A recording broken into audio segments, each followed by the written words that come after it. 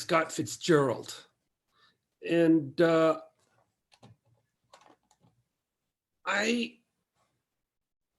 don't know of any other author that has encountered the ecstasy and the glory and the dungeons of depression and sadness.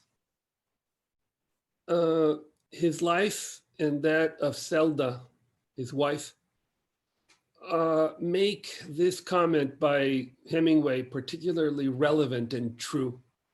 He said, "The world breaks everyone, and afterwards many are strong at the broken places. But those that will not break, it kills. It kills the very good and the very gentle and the very brave impartially. If you are none of these, you can be sure it will kill you too, but there will be no special hurry." So I think that Scott and Zelda Fitzgerald are among the very good, the very gentle, and the very brave. And since both made their art from their life, they experienced as well the ecstasy of success, of the 20s, of fame, of popularity. And then also the despair of losing everything, of losing all your resources, of losing your audience, of losing your health, and of losing your mind. Scott Fitzgerald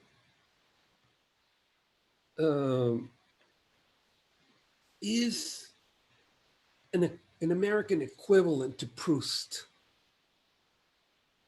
The way that he describes things and that he makes us see them and live them. And somehow his books stay with you.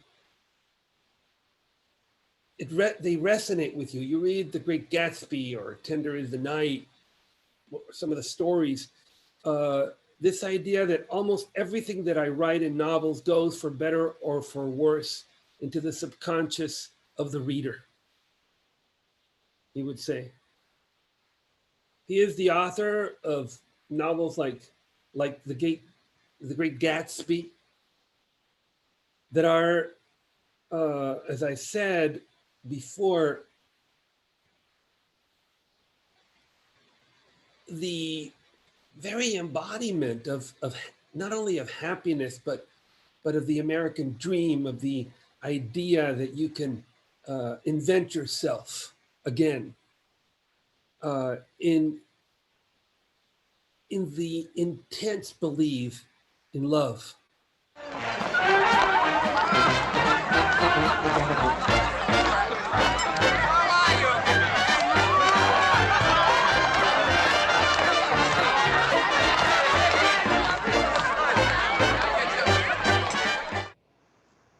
But if The Great Gatsby is perhaps the gayest of American novels, certainly one of the saddest is Tender is the Night, which is the exact opposite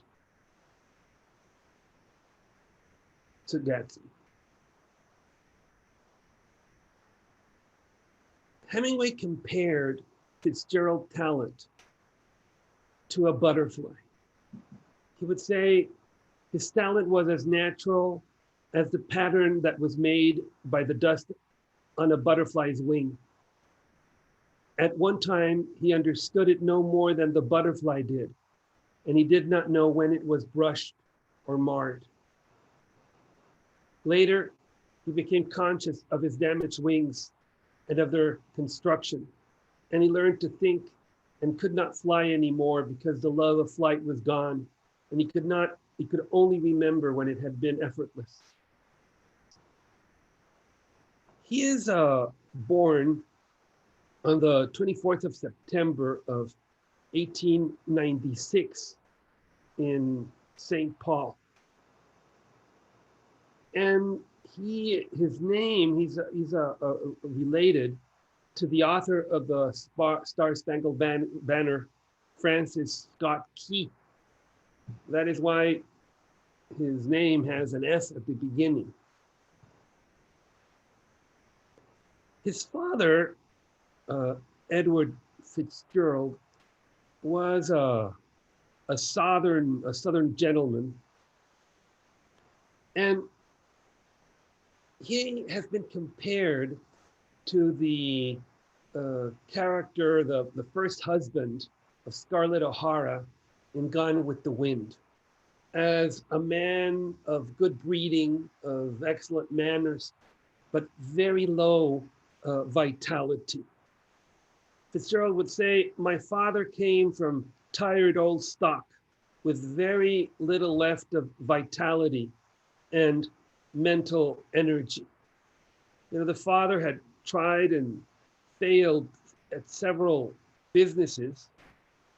At one time, he owned a furniture wicker business that failed, and then he worked for Procter and Gamble. He was very cordial, a small, quiet man with beautiful Southern manners. And the mother is exactly the opposite to the father. The mother, Molly McKillen, was a descendant of recent Irish immigrants. Her father had made his money as a grocer. So they were rich, but they had none of the sophistication of the father. And the Southern aristocracy looked down on recent immigrants, like the Irish. It was said that they came directly from the 1850 potato famine. And they were eccentric, and they added to the eccentricity a directness. Whatever came into their head came right out of their mouth. So, you know, she had not married. She was a kind of careless, not a very attractive woman, not very well dressed, very distracted. On her first date with Fitzgerald's father, she came to the date with one blue shoe and one black shoe. And when the father remarked on it, she said, you know, it's funny, I have a pair exactly the same at home, she said. So it was a pretty dysfunctional couple.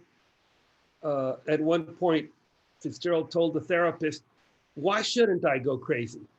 My father is a moron. My mother is a neurotic. Between them, they haven't got the brains of Calvin Coolidge, he would say. And he grows, you know, in between St. Paul, Buffalo, Syracuse, and he would have his first disappointment. He would always be very aware of social distinctions and who had money and who didn't. And, you know, he was, and if that money was old or new, and all the nuances of the social class structure of the United States. We like to think of the US as a classless society, but in reality, it's a deeply divided social structure with very clear demarcations on, you know, the class of people and the way they relate to each other. And he used to have friends that were of a higher social class than he. And so one day he organized, it must have been 6 or 7, and he organized his birthday. And he was dressed impeccably in white. And his father had raised him very well. And he was ready to be the host of all the little friends that would come to his house. Nobody came. Everyone stood him up in a memory that he would conserve always, a very painful rejection. And he was very close to the father. You know, he liked to walk with his dad on Sundays, both very elegant, the boy perfectly well dressed. And they would go together, and his father would buy the Sunday newspaper. So he was, you know, very happy and very proud of him. But as I said before, the father was ineffectual. And one day when Scott was 10 or 11 years old, the telephone rang. And it was the dad telling his mother that he had been fired. And the mother had just given Scott a quarter, and the boy returned the money to the mother and started to pray and said, "Oh God, please don't take us to the poorhouse. Please don't take us to the poorhouse." And when the father came, you know, Scott would write, "I was right. A little while later, my father came back home. He had lost his job. He came home that evening a completely broken man. He had lost his drive, his immaculate sense of purpose. He would be a failure the rest of his life." Few things can be as sad to a little boy as observing his father fail. And to see him come home not only broke, but broken. And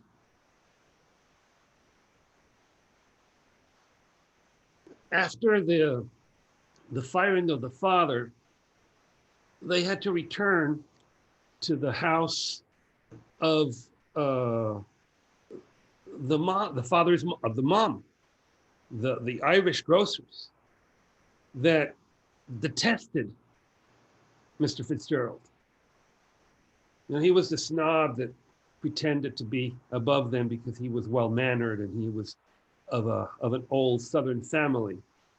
And so now he was at the mercy of these families who made sure to remind him at every step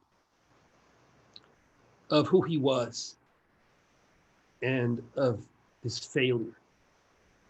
So the family is very traumatized. The mother absolutely despises the father. And on top of that, 2 of Scott's sisters had died a year before he was born.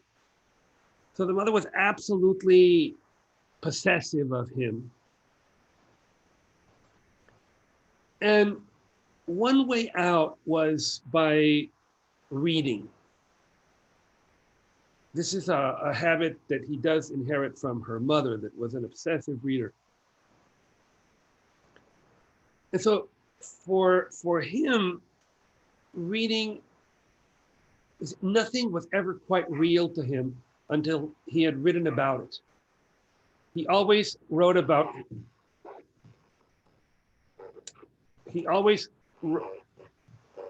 himself or people with whom he was intimate. His imagination worked from this experience. So reading becomes something very important to him. He's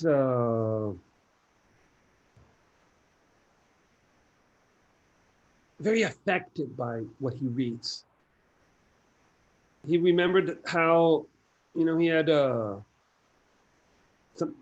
he had read this story of the bigger animals destroying the little ones, and he had completely identified with the underdog, with the little fox of the story. That for him was a representation of himself. So for Fitzgerald, the way to get out of this social insecurity would be education. So the family, thinks that he can maybe, they don't have any money, so they're thinking maybe the University of Minnesota. But what Scott really wanted to do was to go to Princeton. So it has been said that if you were studious, dedicated, and obnoxious, you went to Harvard or Yale. But if you were only obnoxious, you went to Princeton. And Princeton was this kind of very elegant school. And he writes his maternal grandparents for support. And the grandmother dies and leaves him an inheritance with which he can pay for Princeton. So his dream of this wonderful college materializes.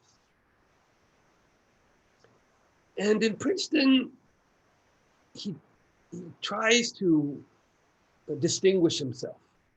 At first, he tries to join the football team, but at only 5'7" and weighing 138 pounds, he's never quite big or strong enough to make to be an athlete, to make the team. And so basically what he does is that he becomes this kind of intellectual dandy. And he discovers that he's got a lot of facility for writing. He can write plays, he can do articles for the newspaper. At that time, Princeton was an all-male school. And so the roles of women in the plays were made by men too.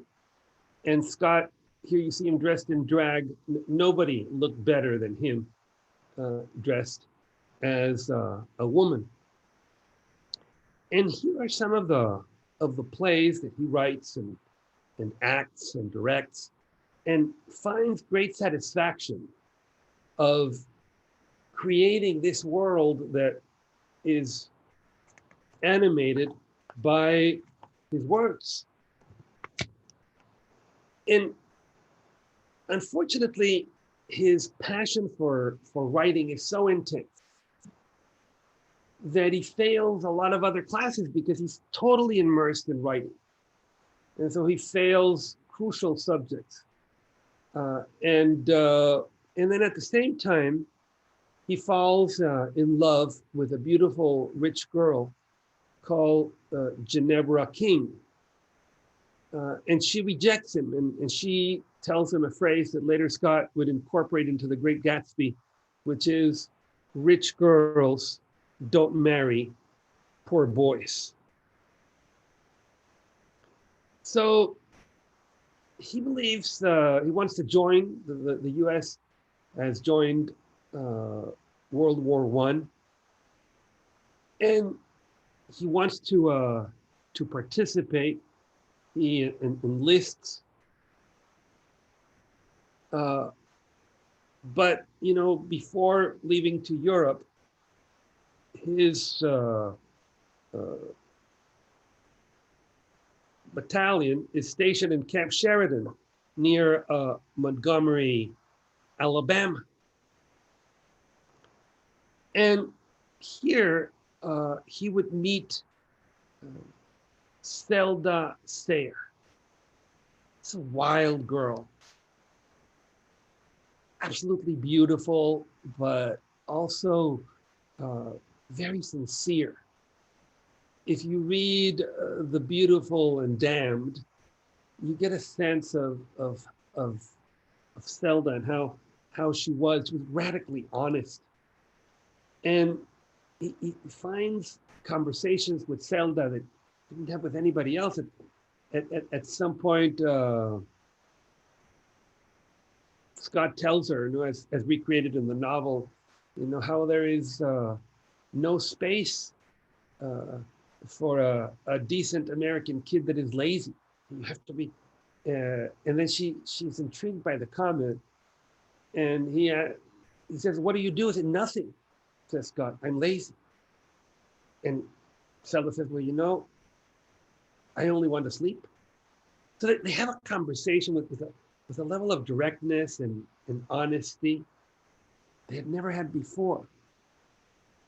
And then Zelda tells him something that is very prophetic. She tells him, "I am okay here." In Alabama, she is the daughter of a Supreme Court judge in Alabama. She said, "This is my world. People here understand me. If I go out of my world, people will not understand me. They will try to figure me out." And this, with Scott, what happened to both of them? So she would suddenly, this eccentric Southern girl that within Alabama was fine and was popular and was, adored by her parents. But suddenly, with the glare of the world on her, it would destroy her too. The fame and the popularity would destroy both of them.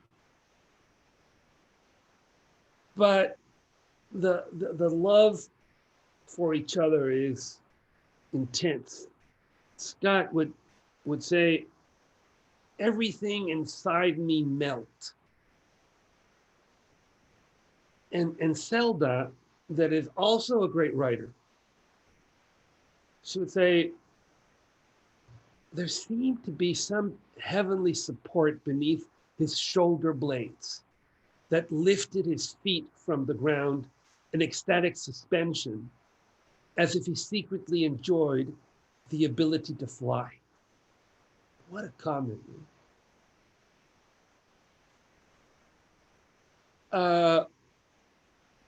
And right when they're getting ready to be sent to Europe,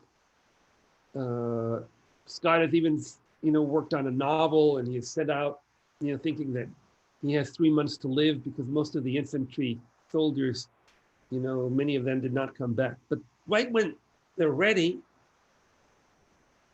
they are demobilized because the war ends. And so he and Zelda agreed to marry, and to make money, Scott travels to New York, where he works as the writer of advertisements. And of course, he admires and he gets the whole energy of New York and the society that he would write about. New York already was beginning to burst with this new excitement that was cooking. But from a financial point of view, the trip is, the experience is a disaster. He makes very little money. In fact, he's so poor that he has to put newspapers into his shoes because the shoes have holes, and to avoid the coldness of the New York pavement. And then when Zelda sees that he's not making enough money, she cancels the marriage to him. And then after this, Scott Fitzgerald does the most incredible thing. I mean, one would imagine anybody else working harder or doubling down or getting 3 jobs, to make more money and so on and so forth.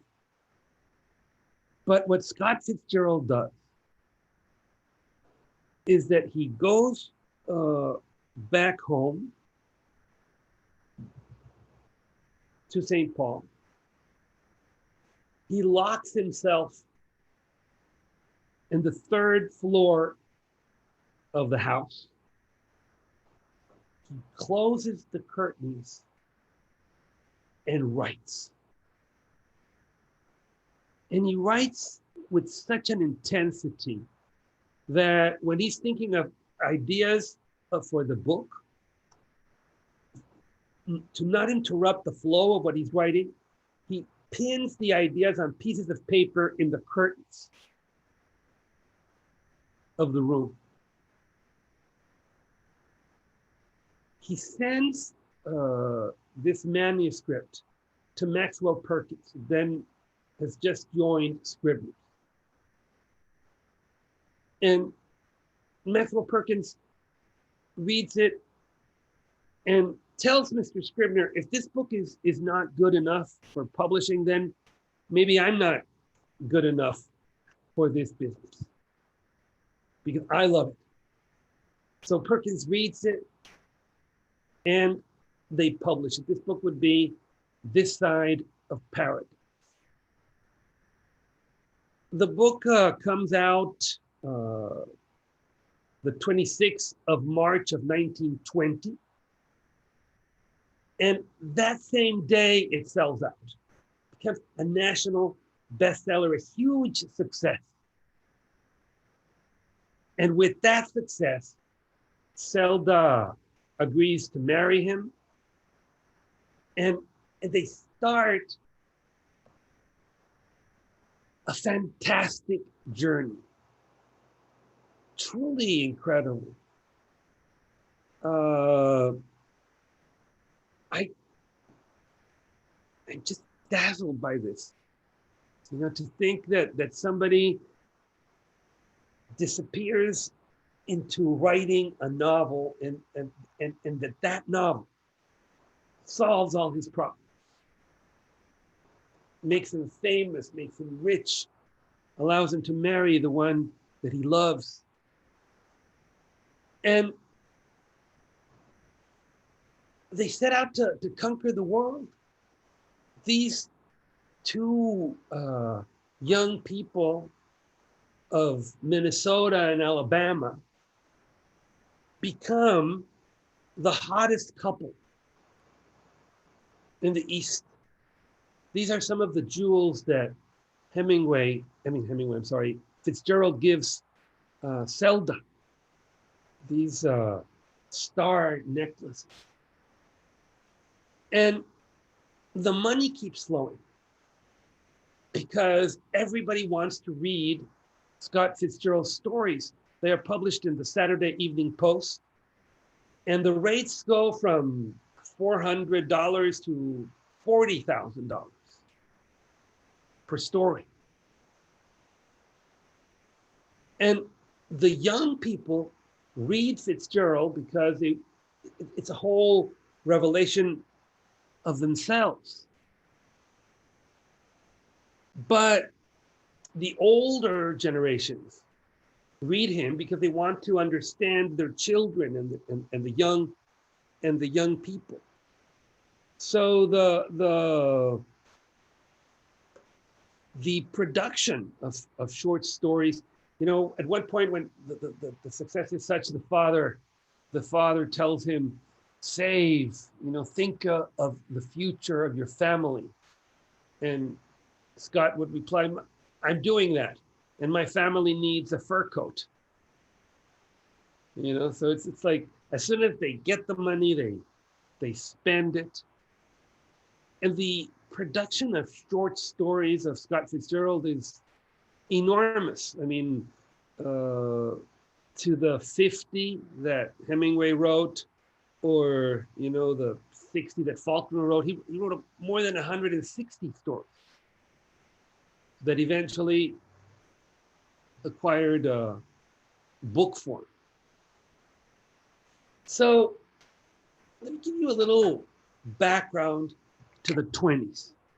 What happened 100 years ago.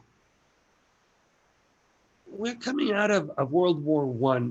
World War I mean, all wars are tragic, but World War I has an absurd element to it.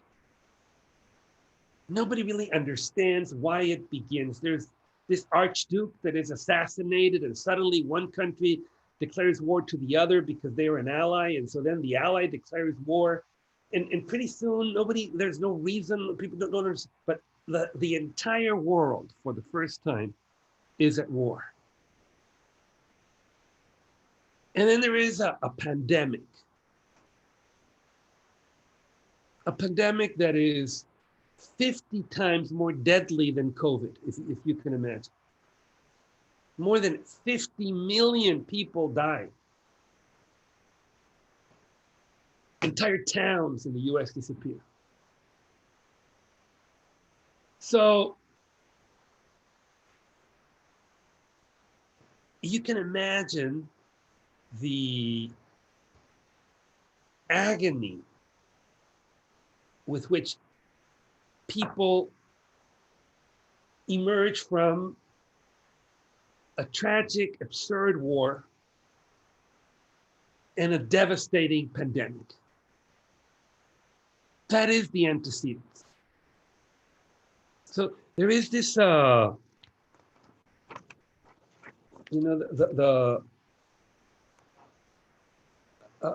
need to live, to overcome this. But then there is also the female repression of the 19th century. Now, this is the way women dressed in the 19th century, the so-called Victorian age. Absurdly puritanical and hypocritical, but also deeply repressive, because to look like that, women had to wear these awful corsets that interfered with their ability to breathe,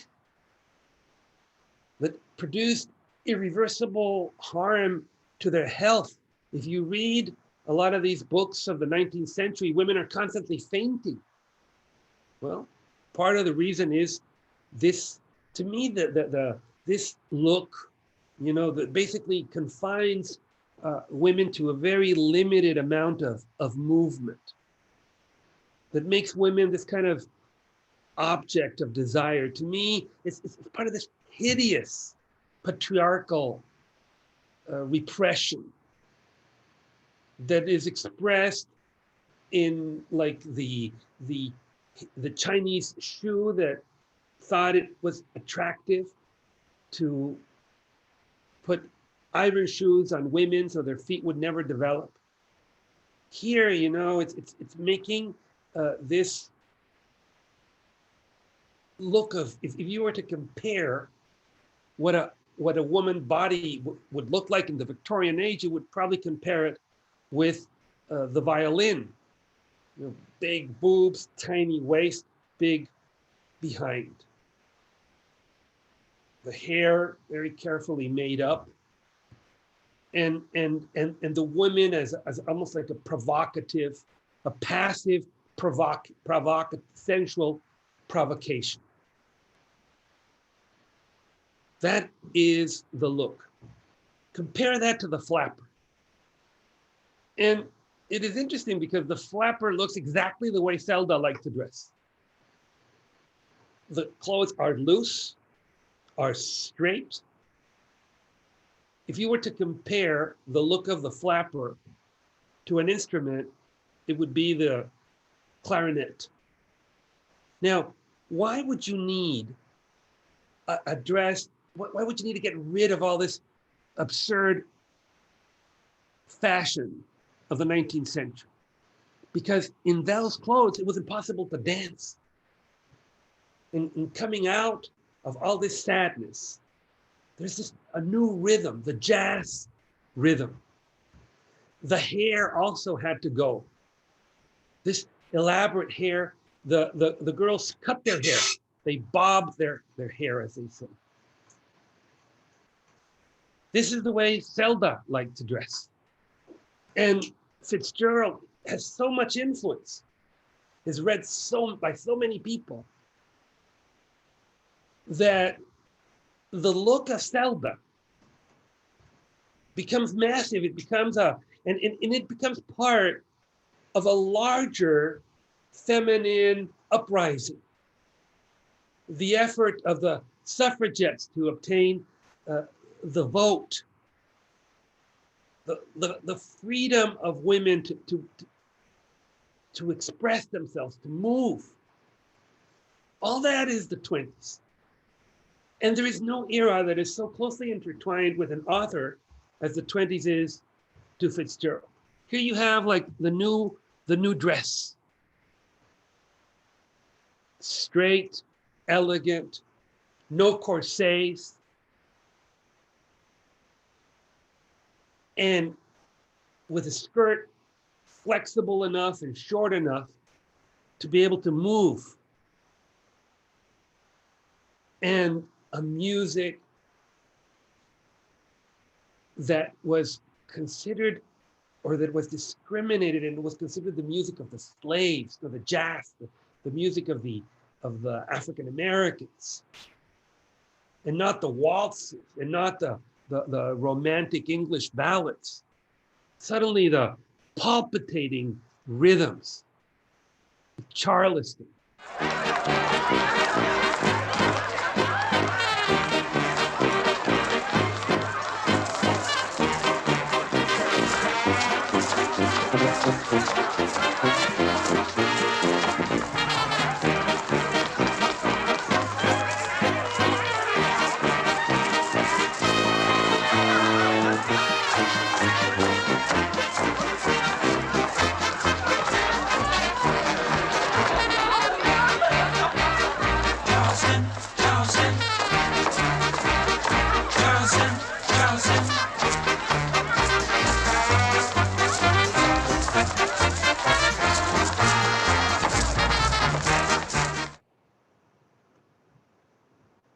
So you see, there is a new sincerity, a new openness and urgency to live without the oppression of morality and old, rigid values. So it's an age where the music goes crazy, the skirts go high, sex is practiced more openly, and then money flows. Because the puritanical part of the society is still there. And so most the entire decade, there is this prohibition of alcohol. So never has people drink as much as during the prohibition. You even see that parts of the dresses were used as, or disguised as a way to also hide bottles. But also the fact that it is illegal makes the mafia flourish. The money flows. And suddenly there is people like Jay Gatsby's character that are suddenly flush with money and want to show the money and want to spend the money. You see, so it's very important that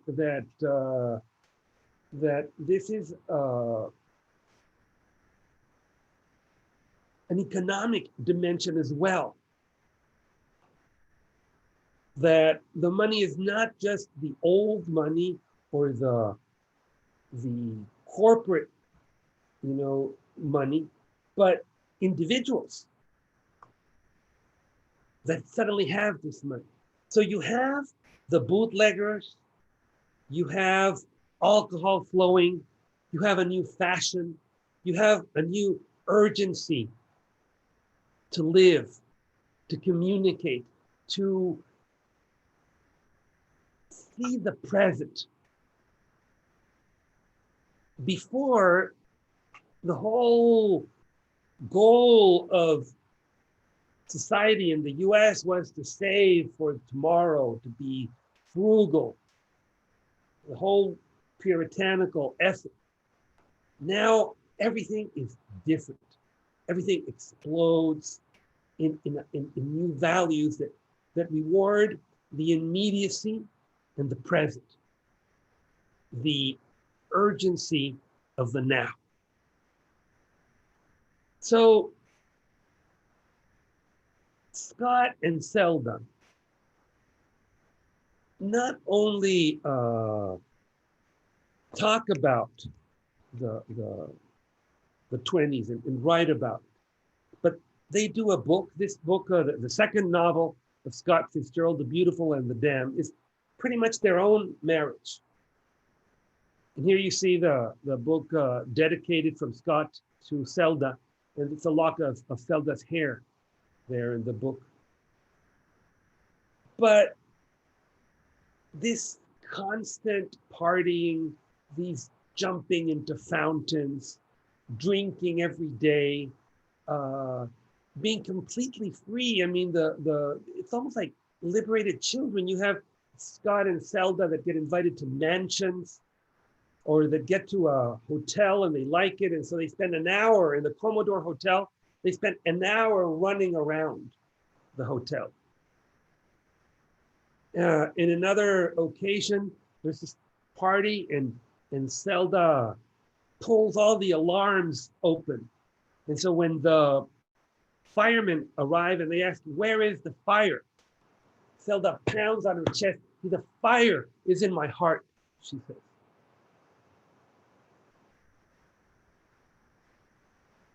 And there is no movie, no novel, nothing equivalent to what Zelda and Scott Fitzgerald live.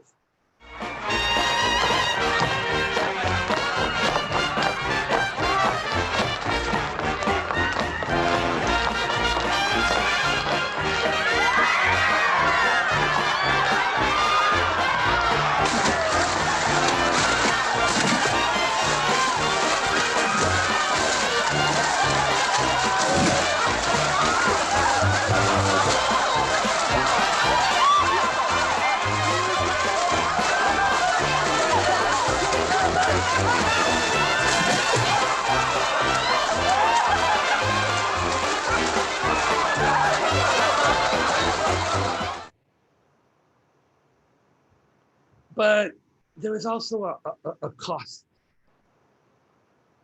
And the cost is alcoholism. Both Scott and Zelda become deeply alcoholic. And Scott narrates this descent of alcohol, how alcohol becomes a practical necessity, you would say. So they have a baby, and for a while they stop drinking to take care of the baby. And in this period of sobriety, Scott begins to write again a novel that would be his masterpiece, The Great Gatsby.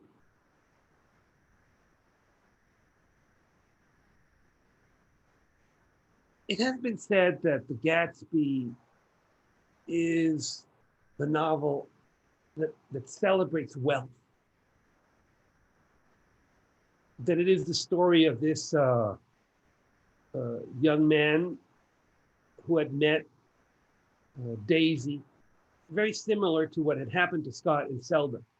You know, when Gatsby is this poor soldier, and Daisy is a rich girl, and so then he invents himself. He becomes, it's never fully explained in the book, but it seems that he's like into, you know, the bootlegging operation.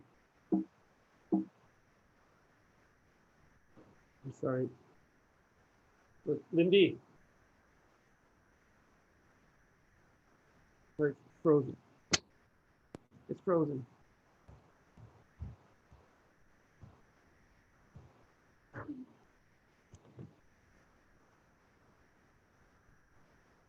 Yeah. So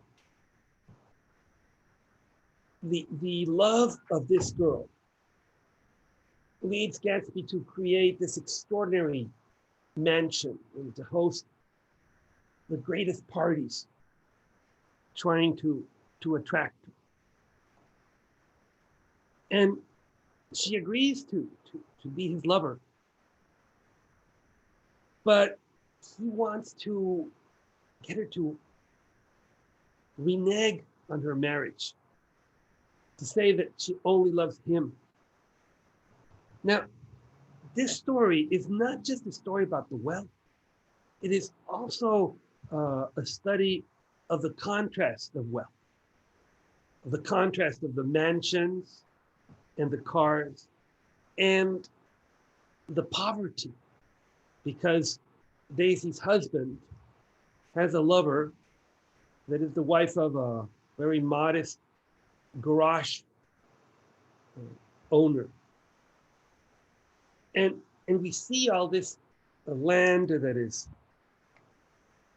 totally bereft of everything. So it's the contrast between the highest society and the wealth and the despair. And even the symbol of that wealth, which is the Rolls Royce of Gatsby, becomes the instrument with which the girl that is the lover of Daisy's husband dies. So this deeply layered book full of beautiful descriptions, the marvelous use of the language and the way that you understand things and hear about them as you do in real life. I mean, you are in hearing people talk about another has been an inspiration for plays and movies countless times. One of the first Jay Gatsby's was Alan Ladd. And then, of course, we have Robert Redford and Leonardo DiCaprio. So also trying to break away from this life of drinking, of partying, and trying to go back to reading and writing. Scott and Zelda decide to travel to Europe. And they would live in France and in Italy. So, you know, they meet this whole group of expats and prominent writers there. But the party continues, among other things, because whether it is the US or Europe, they are the party. And wherever they come, there is this expectation, and so their life is not just the life of a writer. You know, I mean, they do meet Sylvia Beach. Scott develops a relationship with James Joyce and Gertrude Stein, and especially Ernest Hemingway, that at the time is beginning his his career in France, Hemingway meets both, and he would write of Scott. He said, Scott was a man then who looked like a boy with a face between handsome and pretty. He had very fair, wavy hair, a high forehead, excited and friendly eyes, and a delicate Irish mouth that on a girl would have been the mouth of a beauty. The mouth worried you until you knew him, and then it worried you even more. And he has a very negative view of Zelda. You know, he would say that Zelda had hawk's eyes and a thin mouth, you know, deep Southern manners and accent. And then he kind of sees the madness of Zelda emerge, and how she would like suddenly like leave the place and go far away in her mind to some other place where she had been, and then she would return. She doesn't like Zelda and thinks that she's going to be very bad for Fitzgerald's development as a writer. Scott would be fundamental in Hemingway's career. He would realize early on that Hemingway needed a different publisher. He would write to Maxwell Perkins, and then he would advise Hemingway on how to leave his current editor by writing a satire on Sherwood Anderson, The Torrents of Spring. And in any way, and then when his first book comes, The Sun Also Rises, it would be Fitzgerald who would give him the main advice, which would be to eliminate the first 15 pages.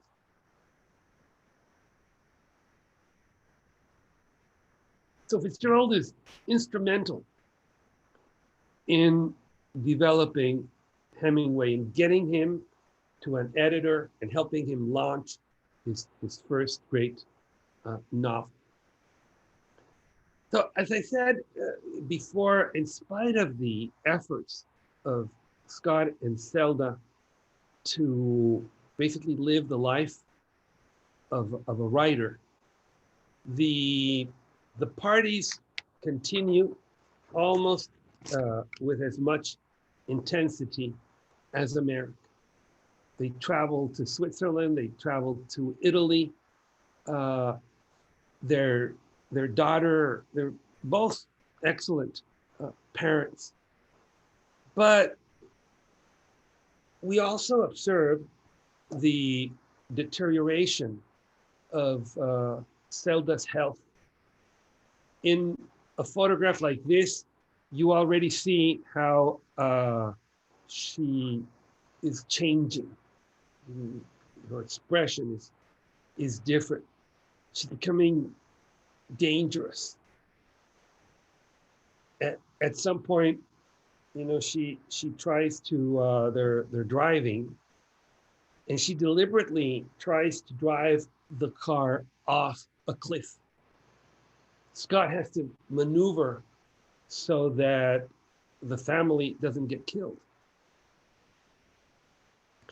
So he's facing all these problems in his family life, and then the Roaring '20s come to an end. Stocks crash in 1929. Unemployment, bread lines,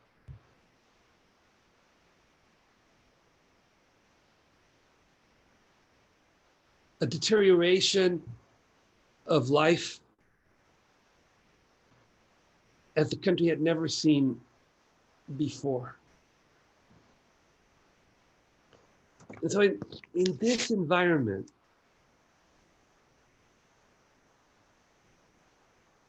the books that F. Scott Fitzgerald is writing and his stories seem completely obsolete. And so in the same way that the 20s had elevated him to a incredibly high standard that probably was beyond what his work would normally merit. But now the opposite phenomenon was happening.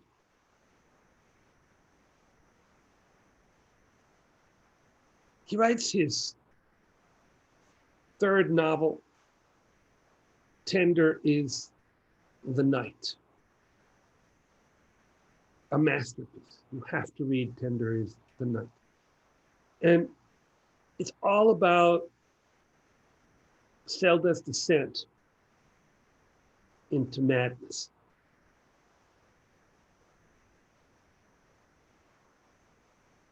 Zelda, that is, as I said before, is also a very good writer and is an artist, conceived the idea of becoming a ballerina.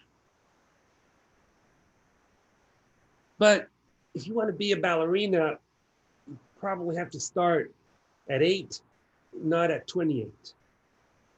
So she submits herself to this brutal training, and she desperately tries to become a professional ballerina. But the effort, the emotional effort, and the physical effort are too much. And she's interned in a mental hospital.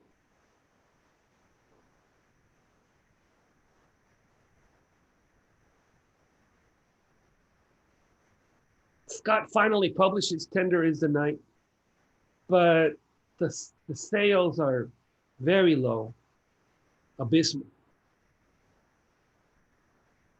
And he had based the book on Zelda's experience, but then he had also met this actress, Louise Moran, and the Murphys.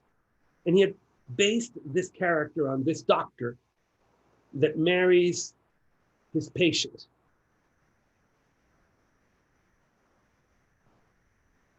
But it is an impossible relationship. Cannot marry your patient.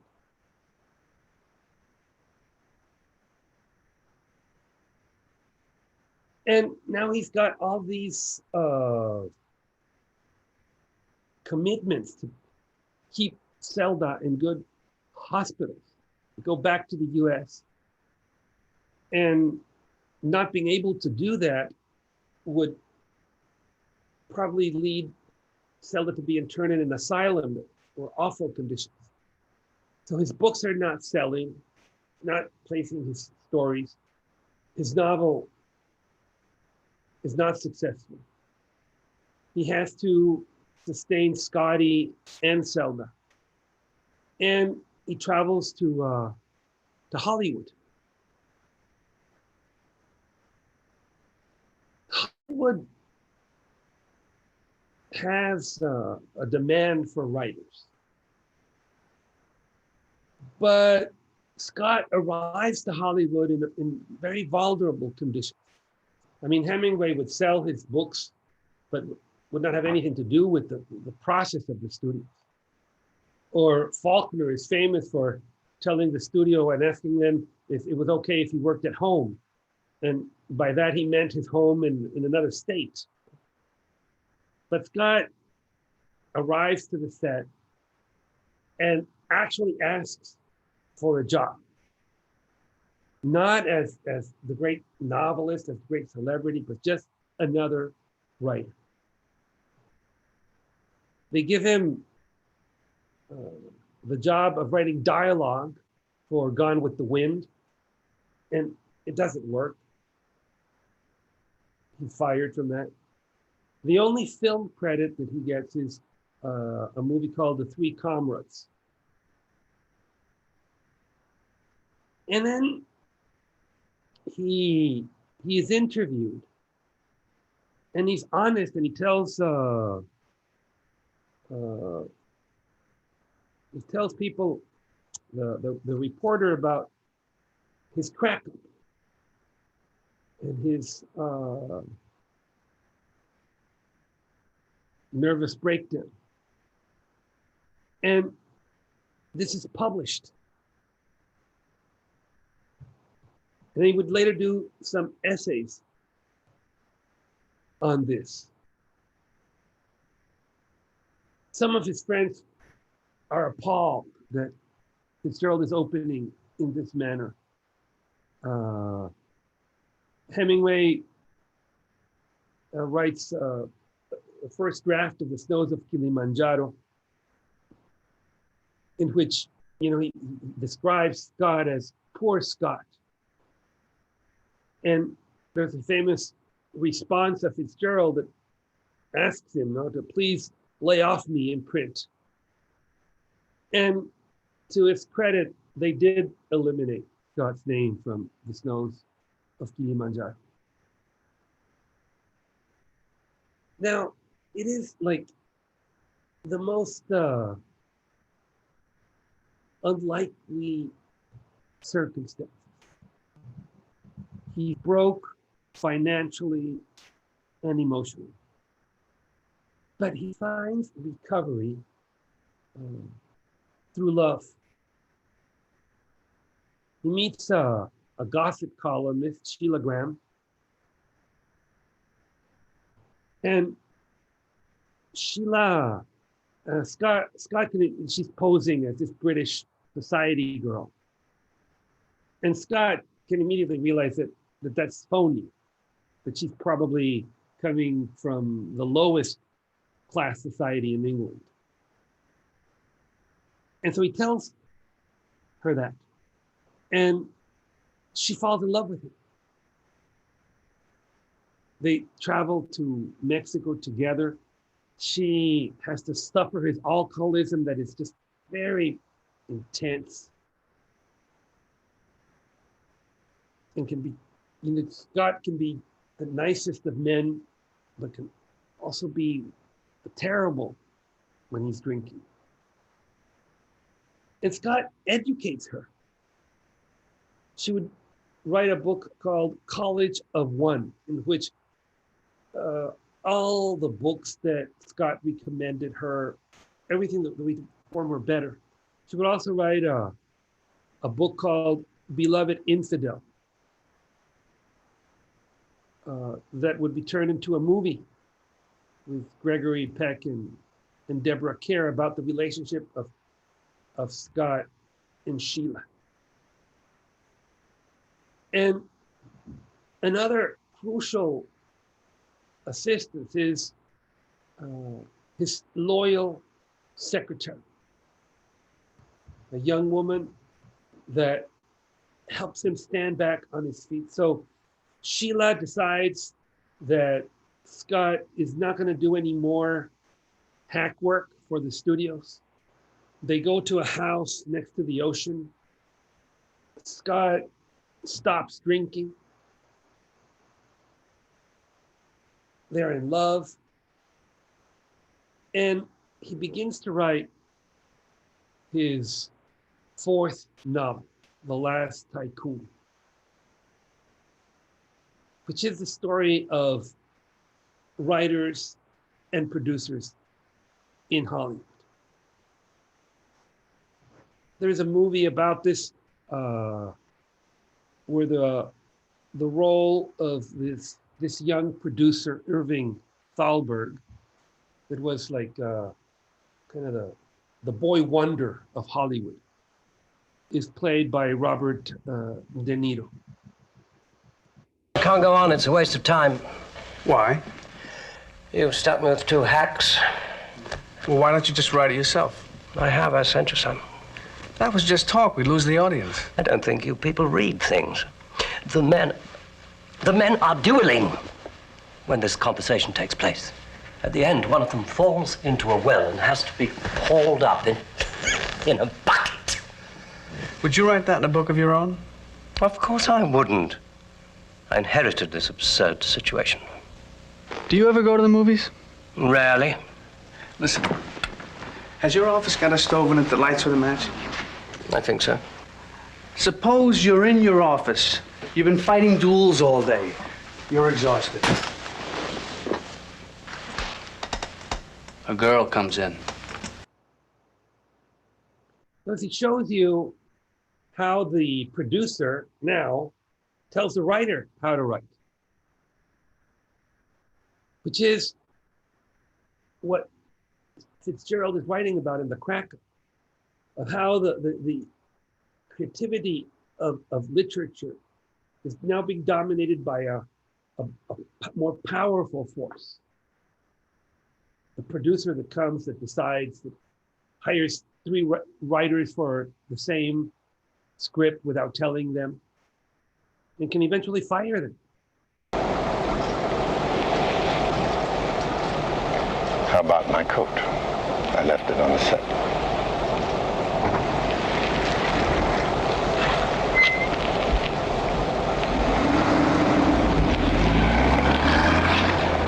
Here it is.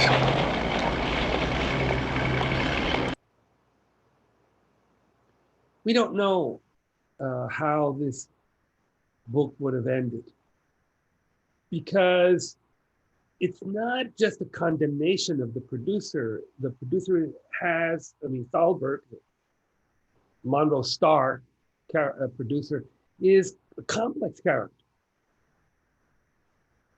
So it was looking like a great novel that would have explored the whole experience. If you notice, Fitzgerald always uses his life as his material.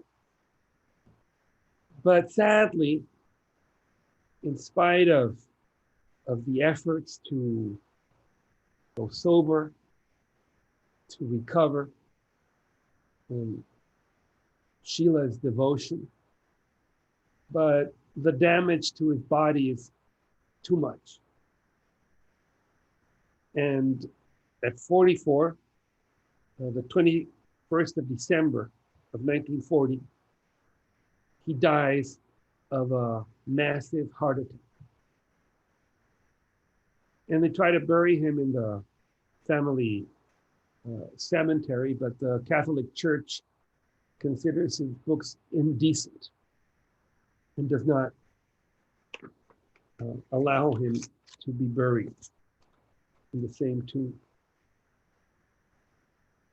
Zelda's end is even more tragic. In her deteriorated mental space, she still conserves periods of lucidity. She would write an excellent novel, Save Me the Waltz, that very appreciated now, beautiful. And she would also develop as a painter. These are some of her works that are also remarkable.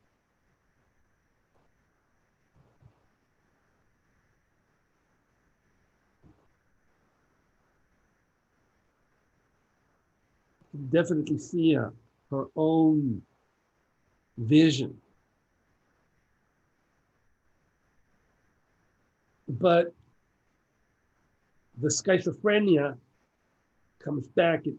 It's very difficult for her to leave the sanatorium. And in images like this, you can see the effects of the treatment in her.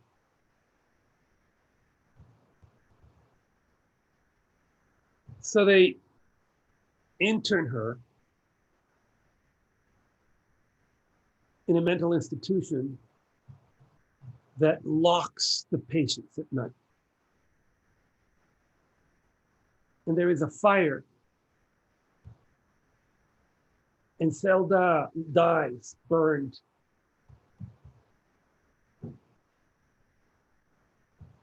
In this mental institution. the burns are so severe that the only way they can recognize her body is through the dental records.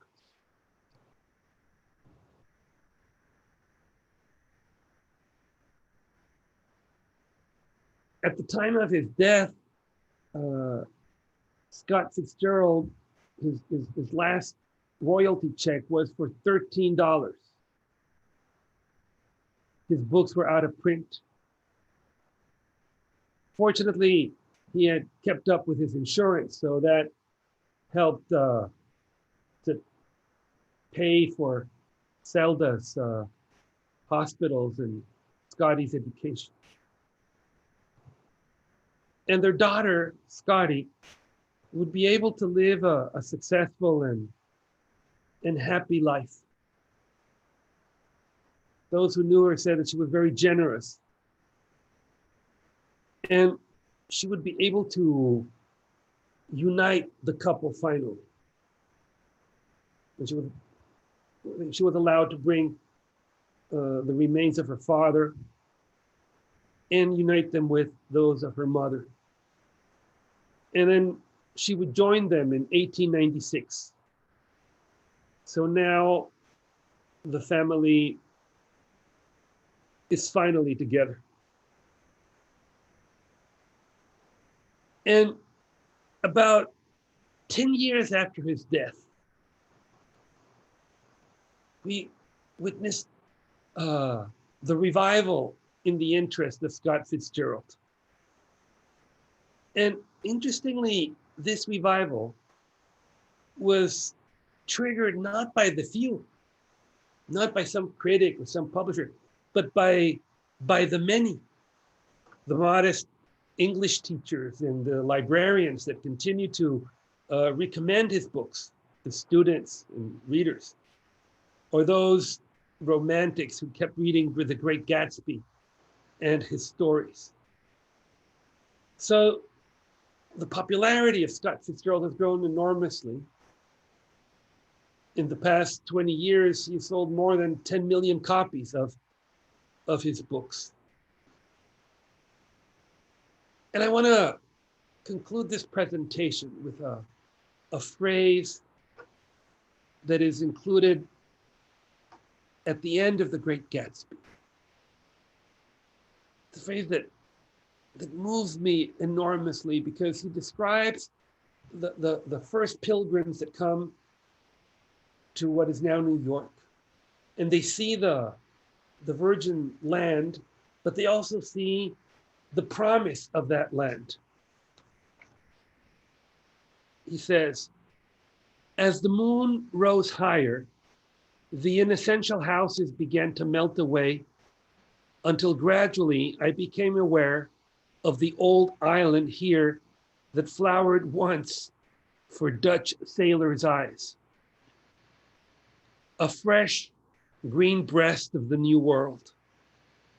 Its vanished trees, the trees that had made way for Gatsby's house, had once pandered in whispers to the last and greatest of all human dreams.